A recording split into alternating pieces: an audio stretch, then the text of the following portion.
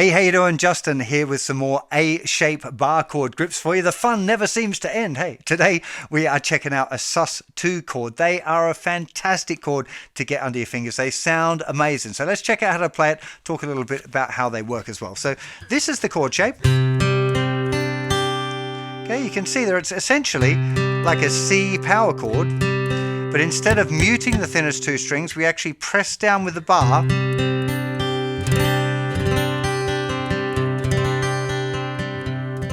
Don't they just sound great? They're like kind of airy.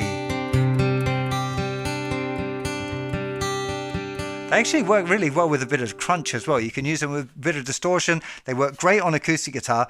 Let's talk a little bit about suspended quickly. This is something I go into a lot more detail on in my music theory course. If you want to go and check out practical music theory, that'll give you the kind of the detailed picture, but a bit of an overview here. Major chords have three notes in them: the root note, the third note of the scale, and the fifth note of the scale. The only difference between a major chord and a minor chord is that that third note, the second note that I've described here, is 1 fret lower. You'll notice always that the difference between a major chord and a minor chord is just one note moving back 1 fret. So that note is the key note that decides whether a chord is major or minor.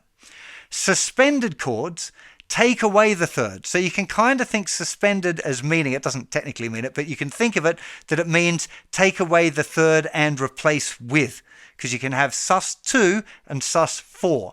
So the chord that we're looking at right now is a Sus2 chord, which means it's the third of the chord has been taken away and replaced with the second degree of the scale. In this case, we're playing a C. The second note of a C major scale is the note D. So we've replaced the E note, which a regular E would be the major, or an E flat would have been the minor. One lower, it's the D note. Okay, again, lots more of that on the practical music theory course if you're into that. On a practical level though, it just sounds so open and kind of easy because it's not major or minor. Because it's neither of those. It's just, yeah, I love the sound of a Sus2 chord. They're really, really useful. Because they're neither major or minor, they can replace either. So if you're playing a D,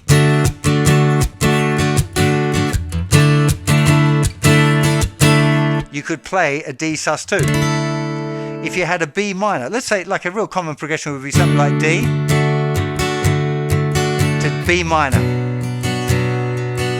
If you wanted to get super cool, you could play D Sus2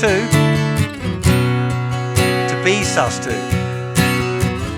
I'd never dreamed that that was over, that chord progression, ever. Just such a fantastic sound. You're going to find them all over the place. It's a really, really just a, yeah, I just love the sound. Again, as to deciding when you can play a Sus2, you just have to listen. So if you've got a chord progression, you go to the C chord and you go, oh, I wonder if this would, does this sound good? When it should have been, it's not better or worse, right? Here's G to C. Sus2. It's just different. It's not better or worse. It's a choice. At this kind of intermediate level, you start going, well, I could choose to use this variation, or I could choose to use that one. Which is the one I like the sound of? You're going to learn some songs where it's a very specific sound to the song, especially a Sus chord, because it's so airy. You're going to find that there are songs where the Sus2 chord is kind of important to the vibe of the song, that the major or minor just won't sound right. But very often it's the other way around, where you can choose and go, I'm going to add this in to give that song my own flavor, my own take on that song. You're starting to get into your discovering your own style, your own taste in music, and what you might do to make your own vibe when you're doing a cover of a tune. Okay, so do experiment. By far the best way is to just do it by ear, to try playing it and see when it works and when it doesn't. It very often works as well with power chord tunes. So if you've got a song which is mostly power chords with a fifth string root, you can try just like, is it going to work if I pop the bar down? Just have a listen. Your ears will soon tell you if it doesn't sound right. Okay, or your friends will tell you if your ears aren't working well enough. Other people will tell you soon enough as well.